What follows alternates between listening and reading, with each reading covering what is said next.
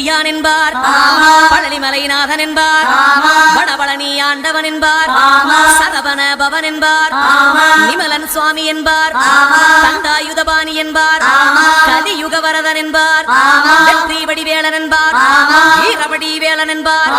மரகத வண்ணன் என்பார், ஞானப்பலம் கேட்டவனா, நம்பினோரை நாடுபவனா, காவடி பிரியனாம், ராஜ அலங்காரம் கொண்டவனா, ஆண்டியாய் நின்றானா, ஆனால் செல்வத்தை எல்லாம் கொடுப்பானா, அப்படிப்பட்ட முருகனவன் ரொம்ப ரொம்ப சின்னவனா சுவாமி. சின்ன சின்ன